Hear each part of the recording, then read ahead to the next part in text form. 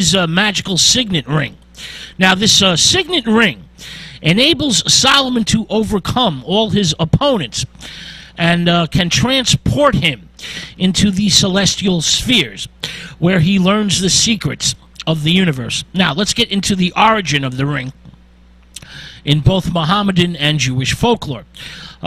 Solomon sits down to rest in a valley between Hebron and the city of Jerusalem. The monarch falls asleep, then suddenly awakens, beholding 8 angels standing before him. Now, each angel has countless wings of various shapes and colors, and the angels bow to King Solomon 3 times. Now, the angel of the light winds speaks to Solomon and tells the monarch, "The Lord, our and thy Creator, has sent us to give you dominion over us and the winds. At thy command, great King, the winds will be either stormy or mild, or rise up and bear thee above the highest mountain." Now, the most luminous of the angels gives Solomon a jewel, a sacred jewel, inscribed with the words, "To God belongs power and greatness." Now, the angel tells Solomon, "Whenever you have a command for us," says this archangel, "raise this jewel towards the heavens, and at once we shall appear before thee as thy servants." Now, these 8 angels vanish in a swirling beam of light. Well, the 8 angels vanish, 4 other angels appear. Each angel is different in appearance from the other. The first one is in the shape of an immense whale. The second angel looks like an eagle. The third angel is like a lion. And the fourth one looks like a serpent. The 4 angels speak in unison, and they tell King Solomon, "We rule over all the living creatures that move on the earth and in the seas. We are commanded by God to give you power over us.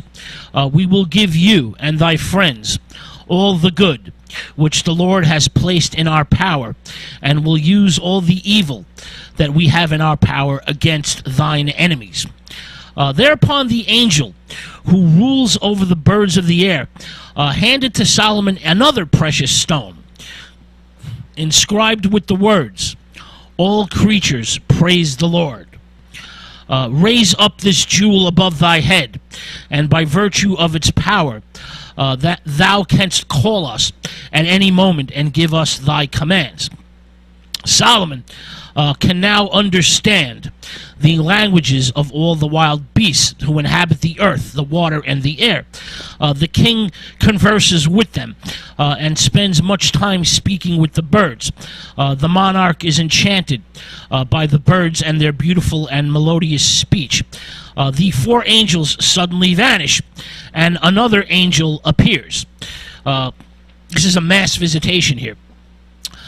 This angel has an upper half that is made of earth, while his lower half was like the sea. And this angel speaks and tells Solomon, "Through me, great king, thou canst rule over both the water and the earth. The highest mountain will disappear at thy command, and others will rise up on level land.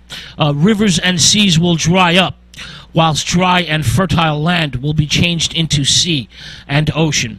This half-earth, half-sea angel gives Solomon another precious stone inscribed with the following words, "Heaven and earth serve God." This angel vanishes in a burst of luminosity. Finally, another angel, which is Archangel Michael in Jewish folklore, brings the king a 4th precious jewel, inscribed with the words, "There is no God save the one God." And he tells King Solomon, "By the virtue of this stone, thou shalt have dominion and rule over the whole world of spirits. Some of these spirits are faithful to God, while others are unfaithful and evil." The angel tells Solomon, "The good spirits always hover around the true believers, protecting them, while the malevolent spirits are always trying to injure or plague men, try to lead them into temptation. These angels, these evil spirits, being invisible or able to assume any shape they desire, often succeed in their endeavors. Solomon asked the angel to be able to see the evil spirits in their natural shape, and his request is granted. The archangel, like a column of flame, shoots up into heaven, and an instant later he returns with a host of demons, satans, and jinns. Now, for those of you who don't know, demons are called jinns in Mohammedan myth. Now, Solomon turns pale and shudders when he beholds their true horrible appearance. These are very, very loathsome creatures, very loathsome beings. For example, human heads attached to the necks of horses, horns of gazelles upon the heads of peacocks, wings of eagles attached to the humps of camels. The great king asks the angel for an explanation for the cause of such a strange mixture. He wants to know why they look the way they do. Well, the angel replies that their unholy appearance is the result of a sinful and shameful existence. The angel then vanishes, and Solomon returns home.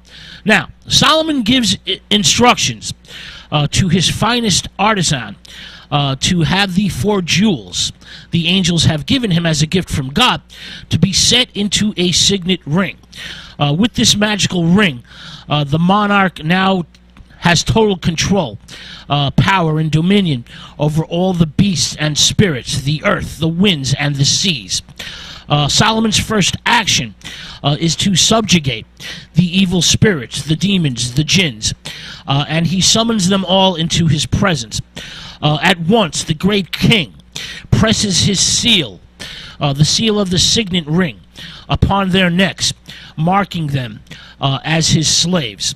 With the help of his God-given magical ring, King Solomon enslaves a virtual army of demons.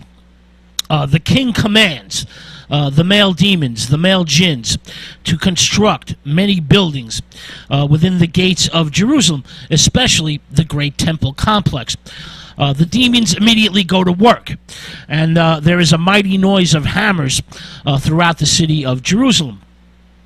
The king commands the female demons, the female jinns, to cook, to bake, to wash, to weave. All the food that the female demons cooked is placed on these giant tables that cover a square mile and are quickly distributed to the poor. There's 30,000 oxen involved here, 30,000 sheep, 30,000 fowl, and 30,000 fishes. This is devoured daily by the people. The poor are served on wooden tables, the army on silver tables. The learned, the wise, the pious are served on golden tables. And the demons, well, they have to eat too, and they're served on iron tables.